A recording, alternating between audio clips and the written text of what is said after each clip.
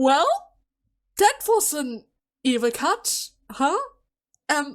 Welcome back, everyone, for the next part of Chrono Ark. We just unlocked a new stage, the Sanctuary, after seeing that scene with Azar. Yeah. You know, I was kind of happy to see the outcome of the last match when Azar barely pulled off the victory against Reaper. But that after cutscene was not really encouraging. He certainly knows about the loops. He remembers the loops from the looks of it. And every time Lucy dies, it gets looped. So he just left her behind so that she dies from the monsters. Okay. That's probably also the reason why when Lucy woke up, Azar was pretty much straight in her face. He's probably always looking for her in order to ensure that she always finds her way to the Ark in order to try again and again? Probably? Oh, look at that. Got a couple of interesting new files. Project progress. The Ark Project progresses smoothly. The executive director, Director Klein quietly vows to save humanity with his project, unlike other projects that are busy with self-gain. However, someone requests an appointment, stating that there is a critical flaw in the project. Maybe it has something to do with that loop thingy? Perchance? I mean, it's certainly not something that you would love to see in an arc that was supposed to save humanity, right? Oh, hey, great. This is the year something 9 o'clock. It seems like the others are busy preparing breakfast.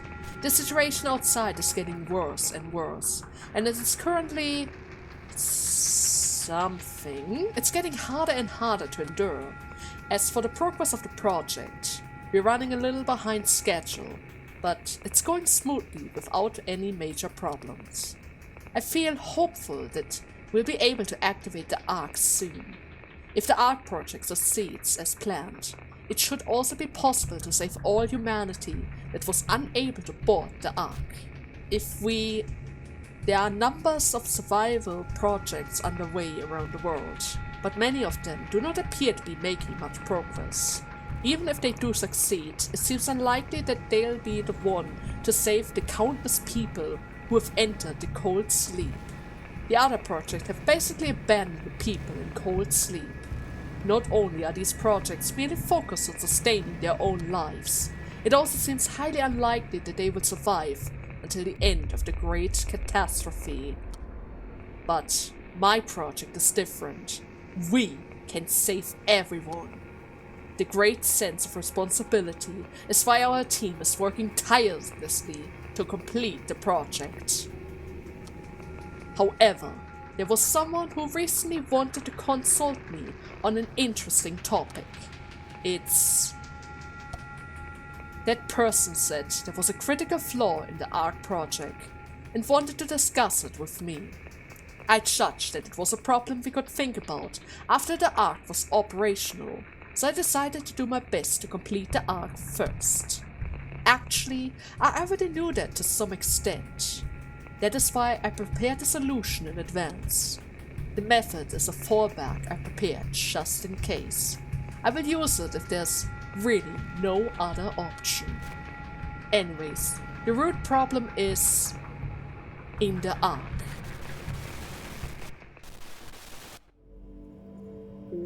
Okay. Can we get a clue about that problem? Fatal defect discovered. Most of humanity in corrupt civilization survives the global cooling phenomenon. However, Rumors spread that the supply to cryptogenetic pots have a fatal defect. Global cooling. Another ice age? Okay, and what's that about? Oh god. Oh god! The colors! The BH1412, a cryogenetic pot model developed by the world-renowned IT corporation Nova, has been distributed all across the globe. However, a recent discovery by a YouTube channel has revealed a fatal defect within the BH1412. Currently, the video has been deleted from the platform, but archives of the videos are still being distributed across the internet. The video provides the direct evidence of the system error in the pot, and many insiders claim that the content of the video are a truth without a shadow of a doubt. Which defect? The cause of this defect is presumed to be an update that Nova released to fix an issue regarding the BH1412. Since all cryptogenetic devices are based on the BH1412 model, it is highly likely that the other models from the other companies will carry a similar problem. Many people are already using the BH1412 cryogenetic technology in preparation for the catastrophe, so this discovery is likely to steer major controversy worldwide. The following is how the BH1412 operates before the update. As the pod is started, the user is rapidly frozen, and the observation of external temperature begins. Once the temperature drops to a certain threshold, the device switches to a hibernation mode, and the human body can remain frozen without additional energy input.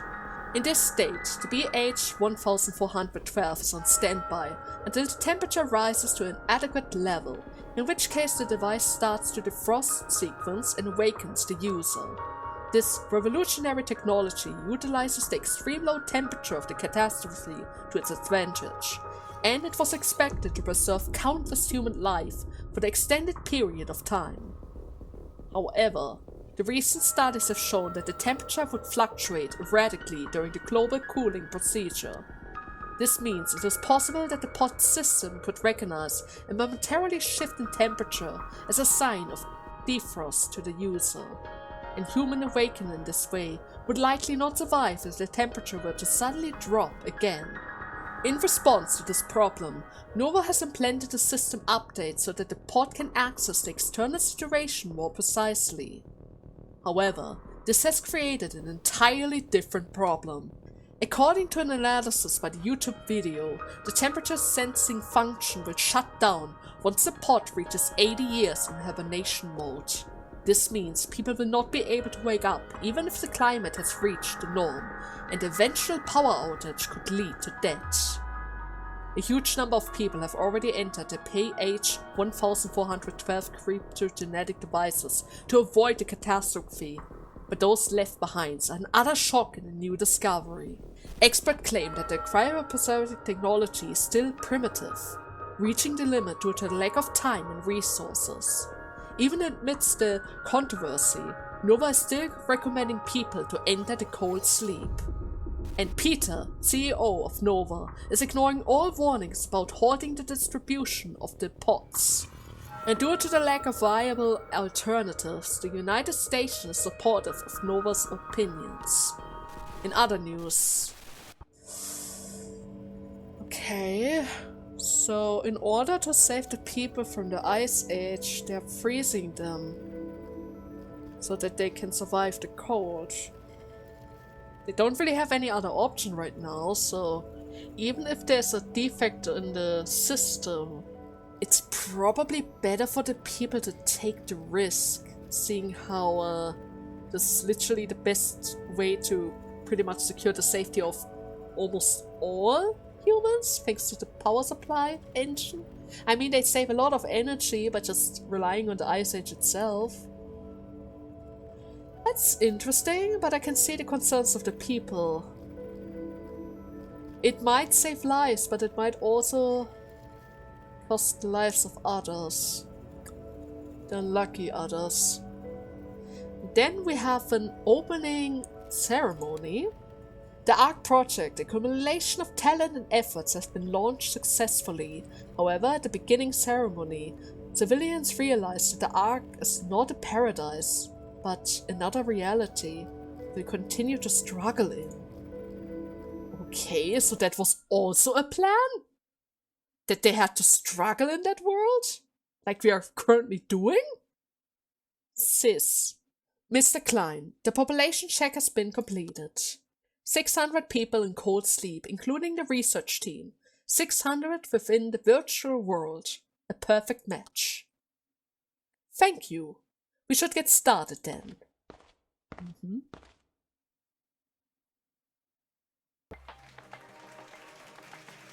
They give us a picture as well. Great. Now, let us begin the Ark Project opening ceremony. First, there will be a speech by the executive director.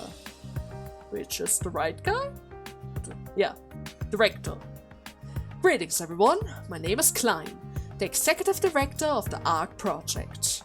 I'm honored to be in this glorious moment together with everyone. The moment will surely be recorded in the history of mankind, and it will serve as a great leap towards a brilliant future. To the many people who supported the launch of the project, once again, I offer my sincere gratitude. Before explaining about our future life here, I would like to preface with a brief overview of the project. As we all know, the climate changes that started a few years ago, in a matter of hours developed into an unprecedented catastrophe that swept the Earth. At this point, the entirety of Earth has already been frozen and has become completely uninhabitable for mankind. The remnants of humanity fled to the underground bunkers or participate in cryogenetics. But the future being hopeless and unpredictable as it is, many people view cryonetics as an act of a suicide. With that in mind, we embark on a project that combines cryogenetics with the ability to observe the outside world. This is the origin of the Ark Project. Okay. The Ark Project, like many other projects, is based on the freezing of our body. However, we have managed to create an environment where the body is placed in a cold sleep, but the mind is connected to a virtual reality program. From today onward, we will be able to live comfortably within the virtual world. That sounds good. Next are instructions regarding our life here in the Ark. As previously announced, researchers will live in the research area and civilians will live in the village. For the safety and security of our facilities, civilians will be restricted from entering the research area. We ask for your understanding. And about life within the village. Our general manager, Miss Sis, will explain the details. I'm the general manager of the Ark Project. Sis, pleased to make your acquaintance. Miss Sis will oversee all daily activities within the Ark starting from today. She possesses extraordinary talent in managing people and facilities. Furthermore, she's the only one who can assume my position in the case of an emergency. Research and civilians alike, please consider Miss Sis as the actual person in charge of your daily lives. Sis, I will leave the rest to you. Understood. First of all, I would like to point out some details about the Ark Project. This virtual world that we stand on is a 99% copy of the real world. Unlike other virtual worlds in popular VR media, all laws of reality apply within here. Of course, dangerous aspects such as the pain or death are restricted by a special protector, so there's no need to worry. Because the Ark functions based on the laws of reality, most of what can be done in real life can be done in here as well. For example, farming, building, and raising livestock. All of these activities will help you acquire the basic necessities. Each and every one of your actions will contribute towards building a new human society. So we start from scratch. Okay. Wait, make a new human society? What in the world are they talking about? We need to work even inside of the virtual world? Why do we need to do that? Maybe to keep your minds busy? I mean, who knows how long you need to spend in that world? Do you know how boring it would be if you have nothing to do for such a long time? Right? Please stay silent, everyone. If you have any questions, we will answer them one by one. Hello? So it seems like we do various things within this world, but what are we supposed to do after the opening ceremony is over? Well, first of all, after receiving your keys, you should check your living quarters. After that, you can engage in various activities to develop our new society. For example, you can craft and sell tools, obtain meat and hides through livestock, grow various crops, or rather run a restaurant that sells delicious foods. Once we have basic social foundation, you could even buy land and build convenient facilities or entertainment facilities. With the advancement of technology, we could use computers, smartphones, etc. Life within this Ark would become more convenient once we can use the technology of the real world. So, is there a convenient system for tasks such as cooking or building? This is a virtual world after all, right? I would like to reiterate that the law of reality applies within the Ark. Such unrealistic system does not exist here. We have to do everything with our own hands. What? You want us to do these things with our own hands all over again? You said this project will allow us to live comfortably. Why the hell do we even need to work? Does the realism really need to go this far? Let's just live comfortable lives. Please, let us finish our words. Everyone, why did we participate in the Ark Project? In order to avoid the Ice Age, right? To survive, of course. Indeed, we all struggle to survive. And thanks to these struggles, we are still alive to this day. So now that we've achieved our goals, does this mean that we should stop struggling? I do not think so. Everyone, what is the definition of comfort? Doing nothing all day, pursuing no dreams and waiting for the storm to pass. Can it really be called comfort? No. The comfortable life we propose is the primary survival. This means that no one freezes to death and we can all live under the warm sun. Think about all the people outside who couldn't even afford the cheap cryogenics and froze to death. But they've never done any hard labor in my entire life. Oh, do not worry too much. We will ensure that you can receive the bare minimum necessary. The aforementioned life quota are yours to keep. And it is also possible to generate funds and resources by trading with a merchant NPC. With these methods, you can obtain everything from food and clothing to any basic necessities. We will provide further instruction regarding this topic in the near future. You may question why we need labor within the virtual reality. That is totally understandable. However, I want us to set our sight for the distant future. We may very well be the last survivor of humanity. We may need to spend up to 1,000 years in this place. But if we laze around while waiting for the grand catastrophe to end, do you believe that we could survive in the world after the catastrophe has ended if we were just lazy and didn't even try to learn any new things? After the catastrophe? The ecosystem will have been frozen for several hundred years by the time that we wake up. The world we see then might not be the world that we remember. At that stage, do you think we could truly survive within the devastated Earth? No. Keep this in mind. The Ark is by no means a paradise or refuge. This is another reality in which we continue to struggle in. I ask for your cooperation and understanding in our cause. This is all for your sake, for your future, right? For your future. Now, if there are no more questions, let's begin a new life within the Ark. There's a small celebrational party planned after the speech. We have prepared a feast to commemorate the successful launch of the Ark Project. I hope this can be a good opportunity to deepen our bond for the time ahead. This is all that I have for today. Thank you. Oh. But he has a point. I know that they don't really want to do that, but he has a point, right? He has a point. They need that. The Earth after the catastrophe is probably completely destroyed. They might find some ruins and find some technology that might have survived the cold weather, but they need to learn how to fix that stuff, right, in order to use it properly. Most of that stuff is probably in a very deteriorated condition, if it is even salvageable in the first place, right? Now, inside of the mines, citizens are employed in the mines to extract natural resources. However, the mine collapsed due to moments of carelessness. Oh, can they feel pain in the Ark? I mean, they're already kind of farming. Silverstein! Alright, we're doing great. Keep it up, boys! Yes, sir! Of course! A huge tunnel located 200 meters underground, in close proximity to the village.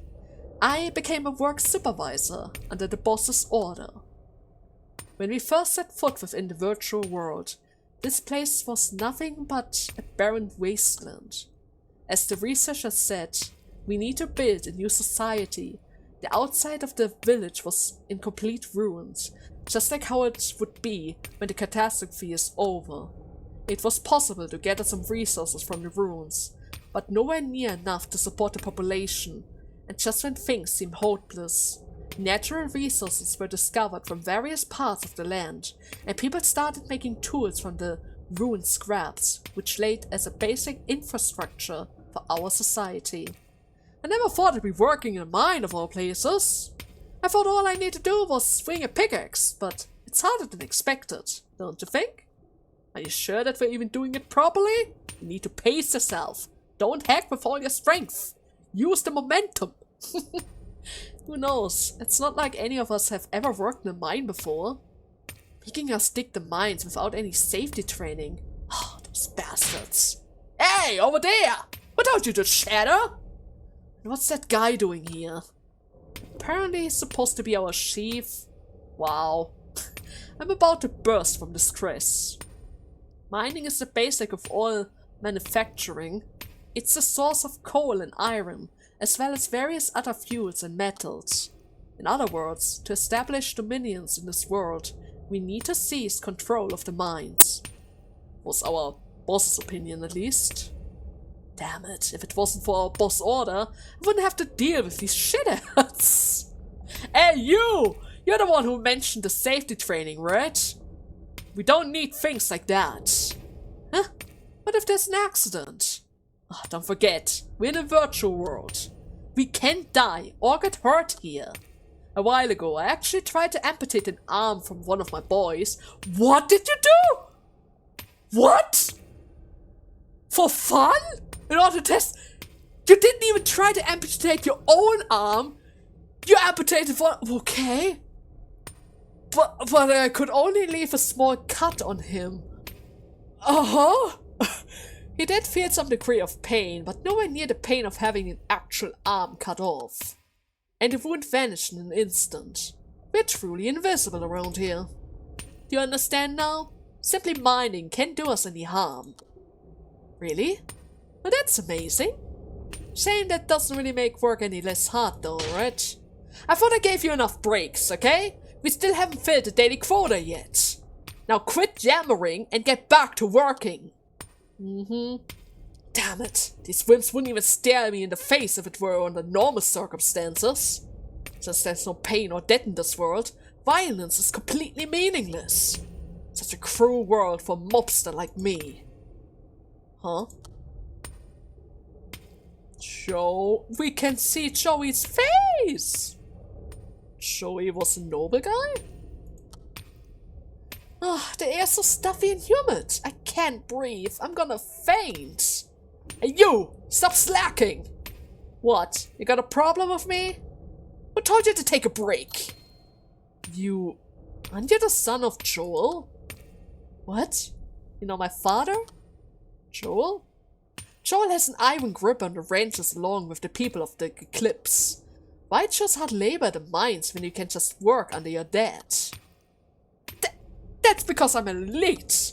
My father told me I could be a help to everyone if I came here. Joel said that? For fuck's sake. How's a little kid gonna help here? No. Maybe Joel left him here because he was useless. Hey! What? You heard that right. Joel doesn't give a damn about you. You don't have to say it to his face, though. Don't be ridiculous. I'm the proud son of my father. Witness my technique. Just grab the pickaxe like that and...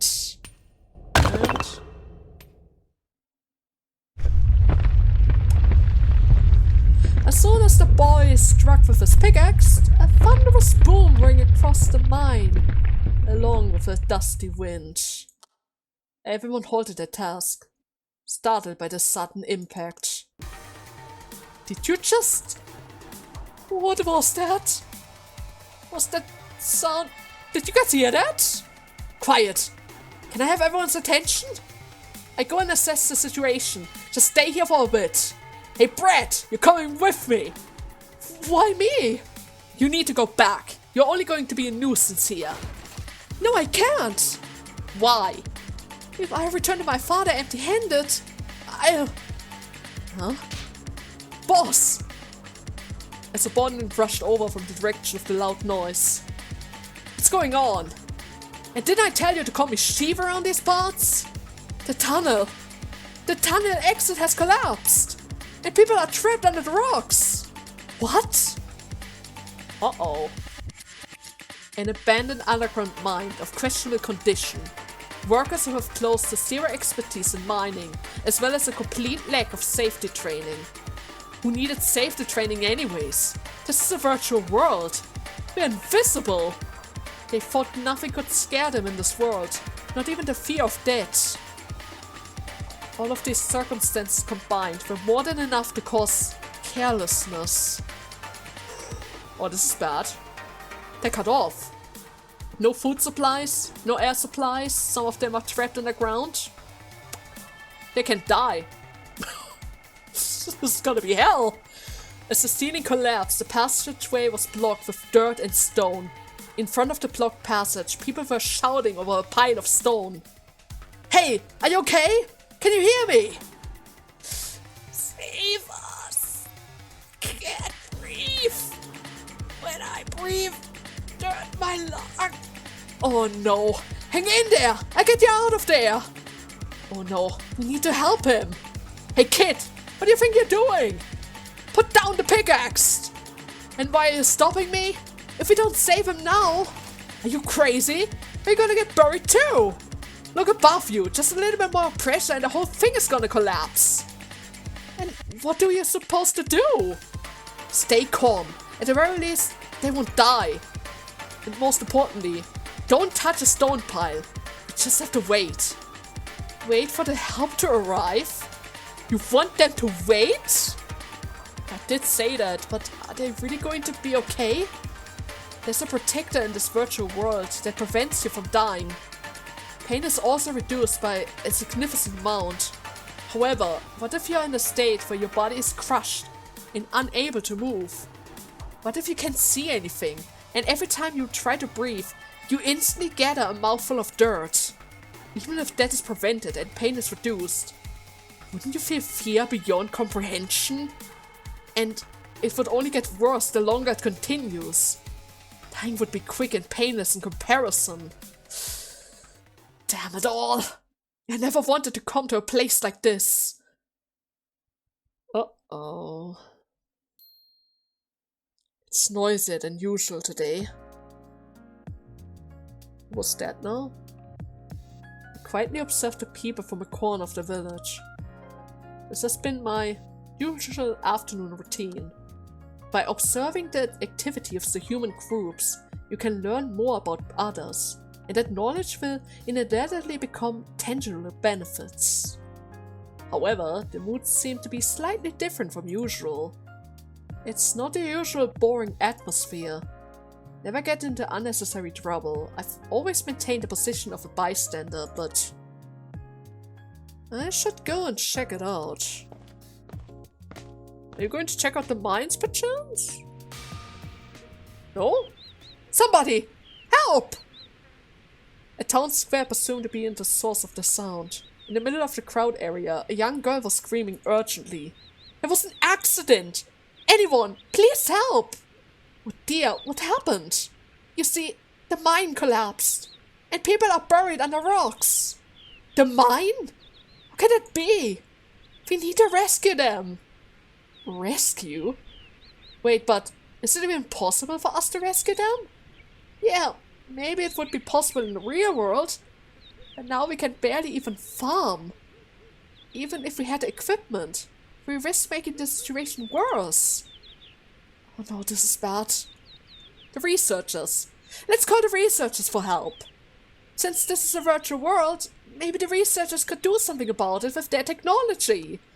But the researchers aren't supposed to interfere with our lives. People are dying here. Is it really a concern? They should be held accountable for this accident. No, because this is something that happens if you aren't careful. They completely ignored all the safety measures. The protector wouldn't probably save them from dying, but I can try talking to the people at the research lab. I know one of the researchers there. Maybe if I ask them. Is that so? Then we'll be in your debt. Let's go to the mine. Maybe there's something we can do to help. Well, at the very least they're trying. Buried alive in a world where everyone is immortal. This is quite interesting. Let's go spectate. You're not even trying to help? What? You know how this plays out. It's not good. Constant suffering. It's constant suffering. Oh god. Yeah, today's part is all about the journey. Yep, we're gonna see a lot of records today. Okay, what's this? Old Journal number 1. A journal that seems to have been used for a very long time. The author is presumed to be Azars. At first, it contains note about Lucy, but the later entries are focused more on self-reflection. You wrote a journal about us? I guess it makes sense, seeing how you are kind of fixated on us. Run 1. The first run is so far so smooth. I'm writing a memo to check varieties of variable that have happened during the mission. Lucy is probably asleep at the starting point by now. I might be able to see her at the Twisted Land around noon tomorrow. No hard feelings on her. This is what Lucy wanted. What? Run 2. Right after the loop, I'm teleported to the Master's room. It must be my designated starting point. I cannot do anything except go out of the Ark from this spot. The Program Master is sleeping for eternity inside of the crystal. It seriously freaks me out every time I see it. Program Master? Run 4. No significant change has happened to Lucy yet. It is the 4th run, but it is hard to take Lucy to the Twisted Land. It took 4 days for the last run, but it took over a week this time. I've brought Lucy down to it somehow, but she got scared at the end. She does nothing. Different from what I've expected. Maybe she doesn't like the fact that she's the girl of the prophecy and the savior of the world. Lucy kept trying to evade her responsibility and run away from it. Why is that? I can't understand her. Lucy's a hero. Doesn't she want to be a hero? Doesn't she prefer to become the kid of a... rather than a hero? I would have tried so hard to save the world after accepting the grand destiny if I were Lucy. Run 9. I talked with the investigation team once in a while in the Ark. We usually repeat the same conversation every loop. It is interesting how they reply with a new pattern depending on my reaction.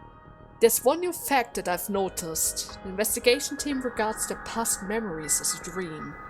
Phoenix told me that the past memory... okay, so it is incomplete and they feel like it is a dream. It told me not to worry about it since it wouldn't cause a big contradiction, but I should keep that in mind just in case. Is that the reason why he asked about the dreams? Run 14. I feel a particular will from Lucy.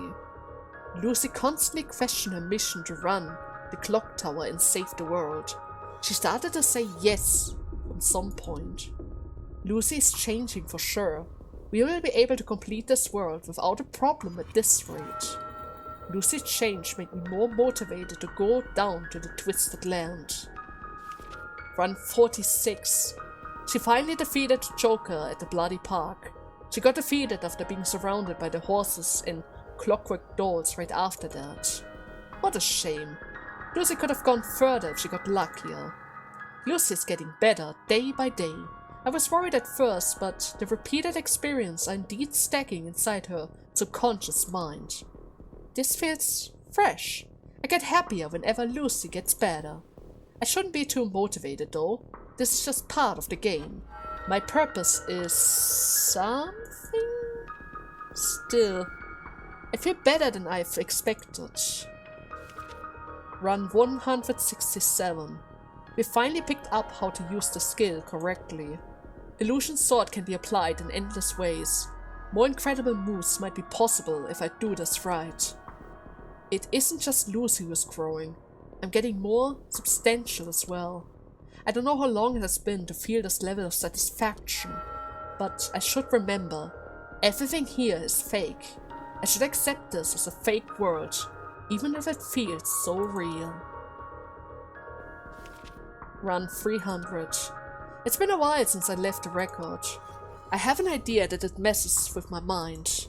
I have a mission, an important mission, that the program master entrusted to me, since I don't want to go against it. But is it what I really want? If so, am I only living for that purpose? Is it okay for me to live like this? I don't have any answer for it. Perhaps I won't be able to answer it for the rest of my life.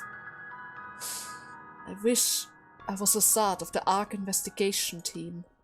That way, I wouldn't have to think about it anymore. So that is the moment when he fought like that? Is that the reason why we had that weird glitch when he was talking to the crystal?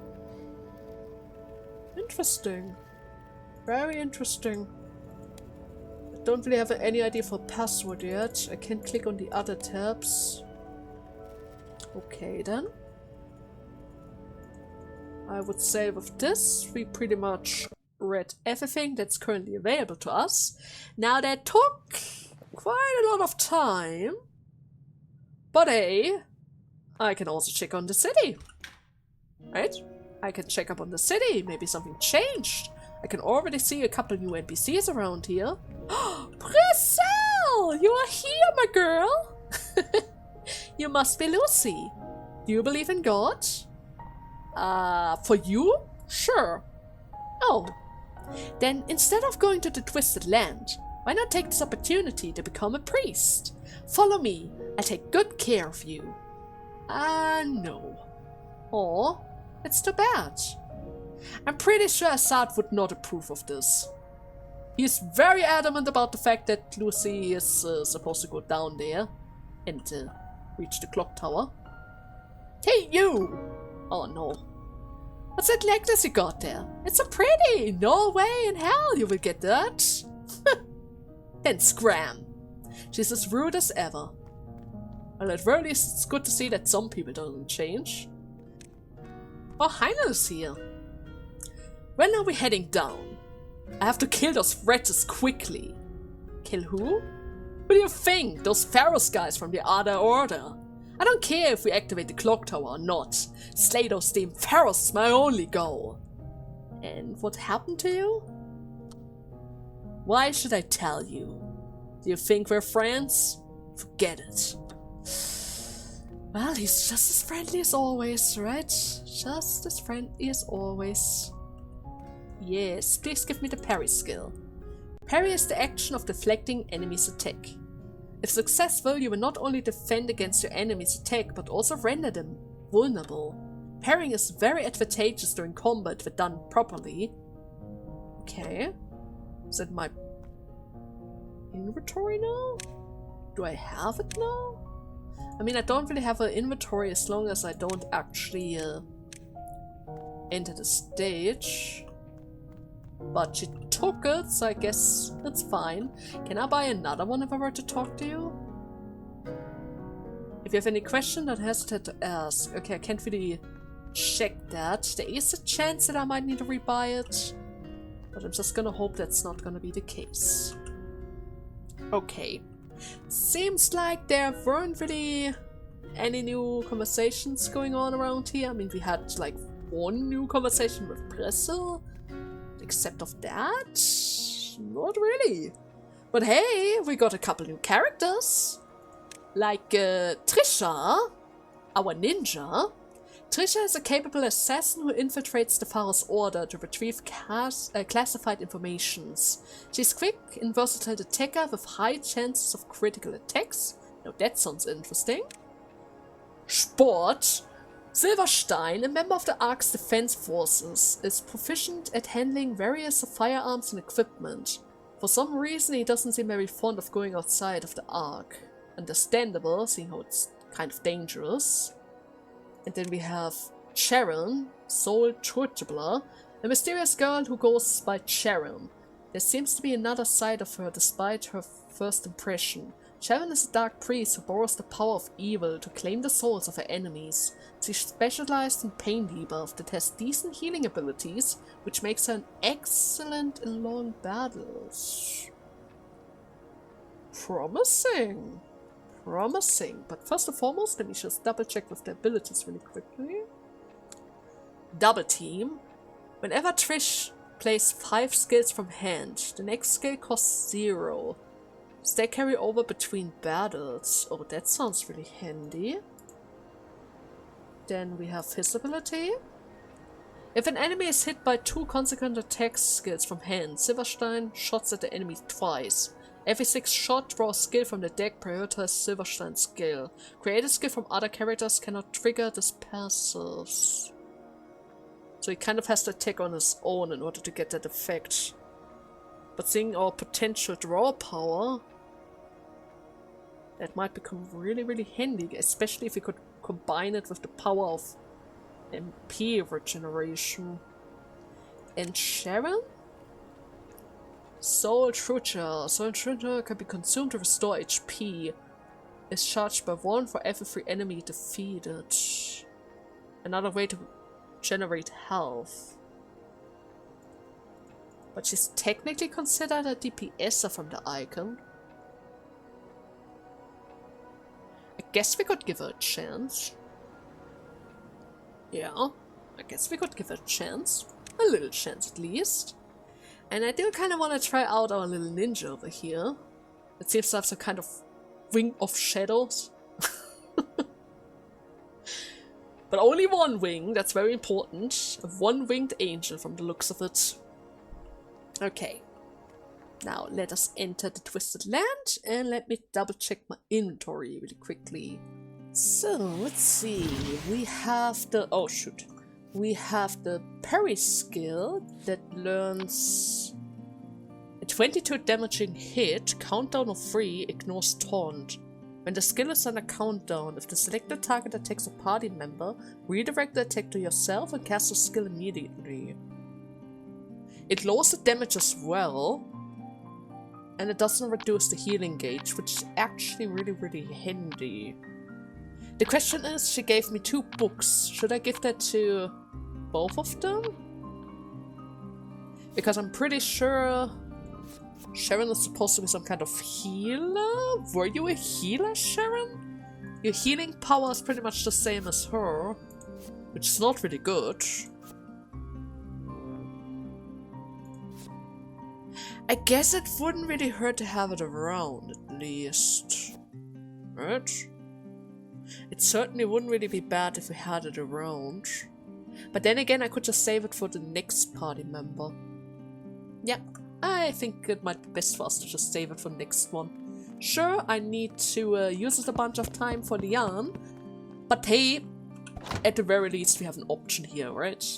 We have an option here, and receiving here plus sounds really handy.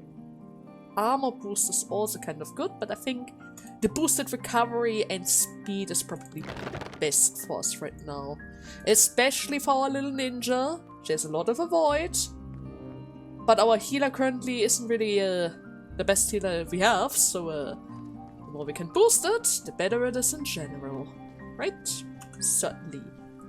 Now I would say I'm just gonna play a little around, have a couple of encounters, and see for myself what those girls are capable of doing. Right?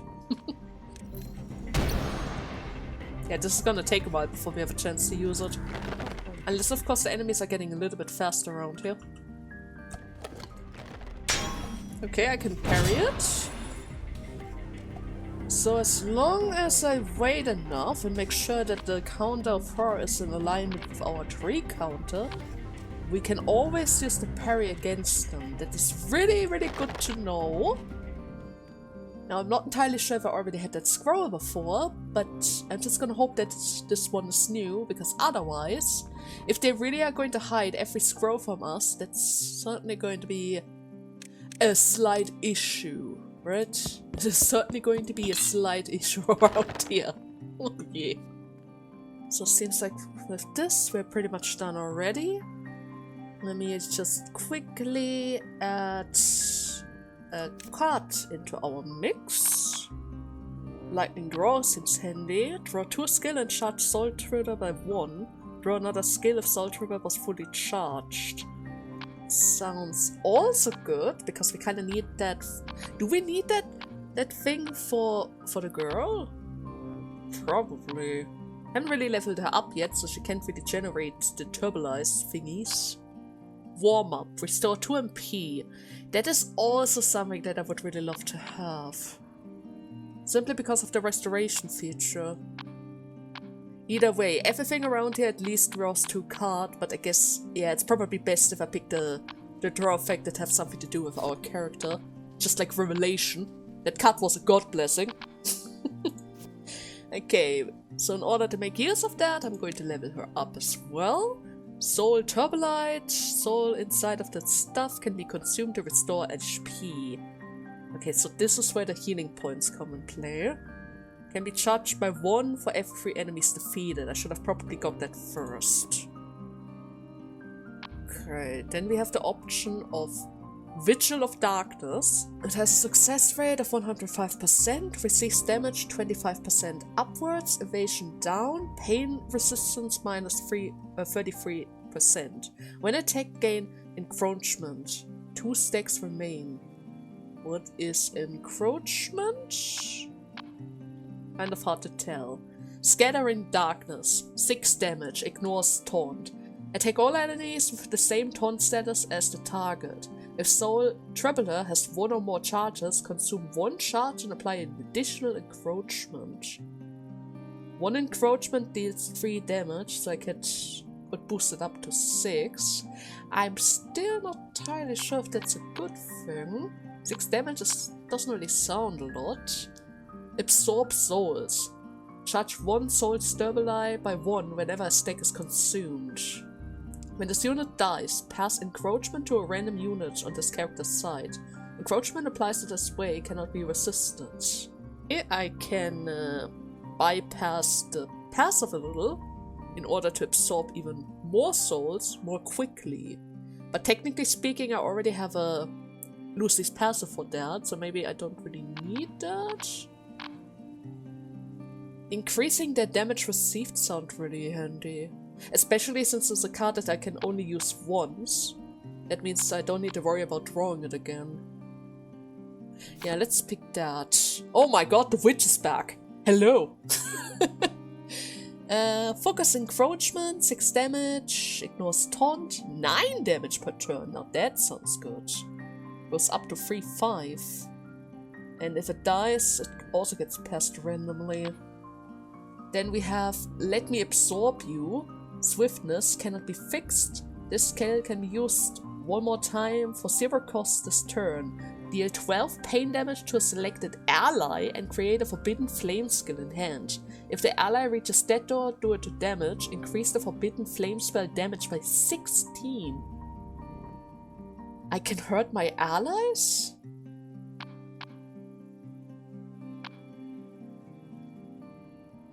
It sounds powerful. It kind of depends how strong the Forbidden Flame skill is going to be. Then we have Soul Strike. Countdown. Ignores taunt. Repeatedly deal 6 damage for each stack of debuff on all enemies. Ooh. But for that I would need a debuff, and so far I only have like 1. Let me absorb you sounds interesting. We do have a couple of healing options. And with the Soul Stabili, I can pretty much heal them back up again. Yeah, let me try that out. I even got 2 of them right away. Probably because we already defeated a couple. Okay. Now I don't really have any remaining Soul Stones for Trisha, but I guess that should be fine. Should I delete something? Probably not. But I am going to change the fixability to heal. Since technically speaking, you're supposed to be our healer around here. You do have an extra healing point. Not entirely sure how reliable those things are going to be, but we will figure that out, right? We will figure that out. Hello, Cerberus! Okay, I lower the damage. Got a good hit for the girl. Parry successful. Gain 1 additional mana next turn. Oh, thank you very much. I really appreciate it. But first and foremost, I need to make sure that my girl survives. Another dodge for my girl. Let me absorb you. Okay, I can try it out.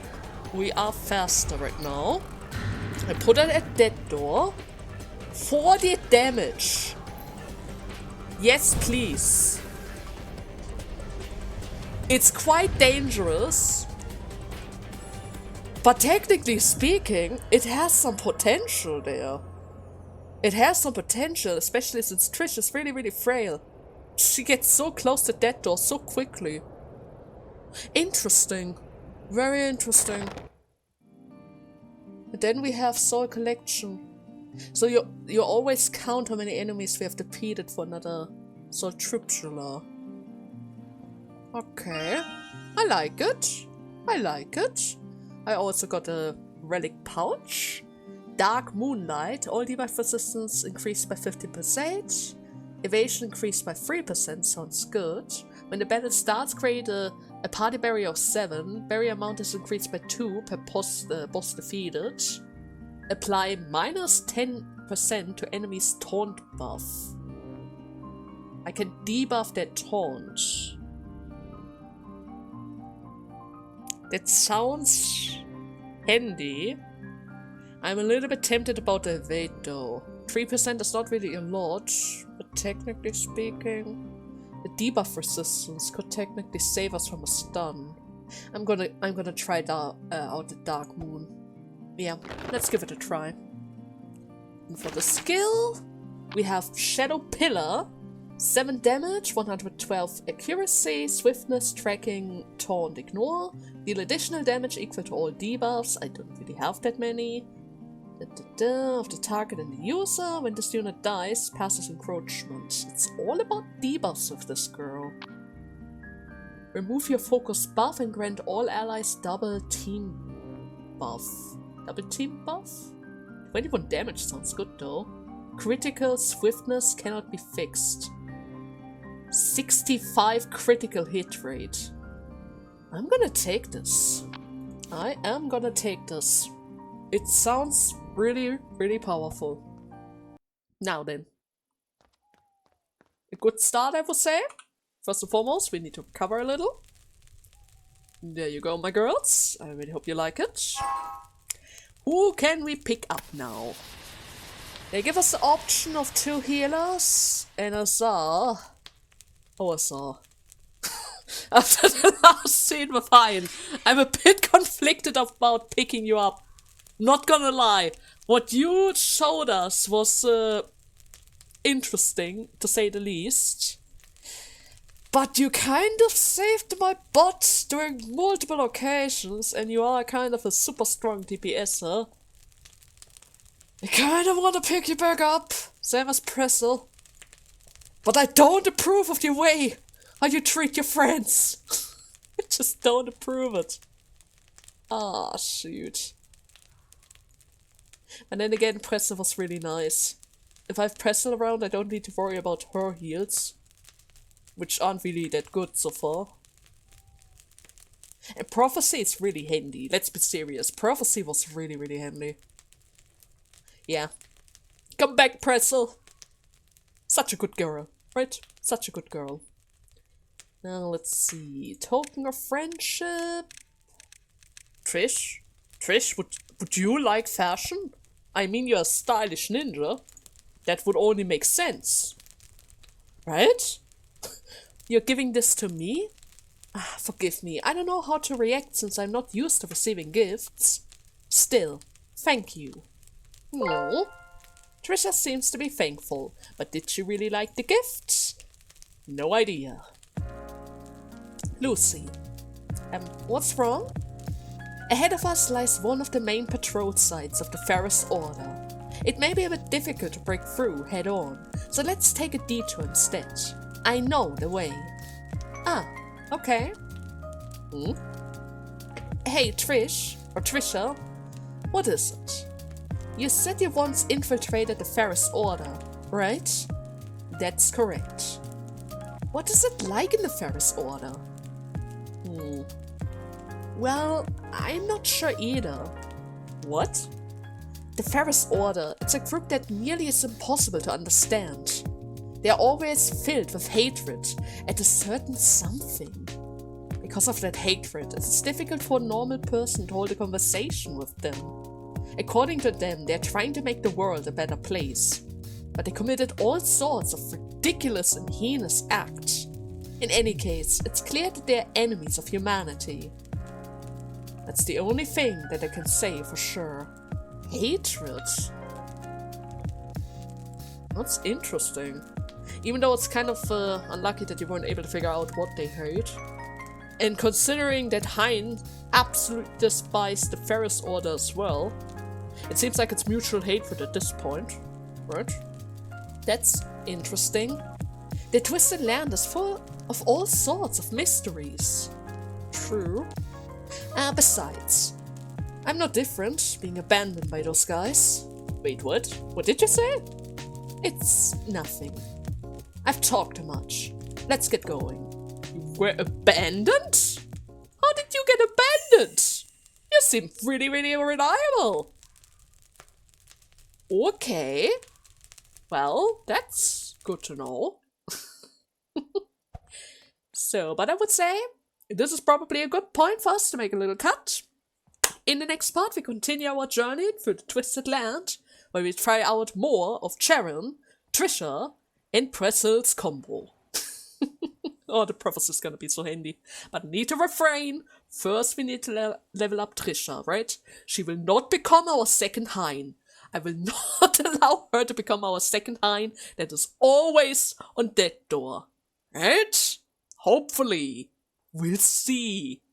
Nevertheless, I hope you guys had fun, and see you in the next part. Bye bye!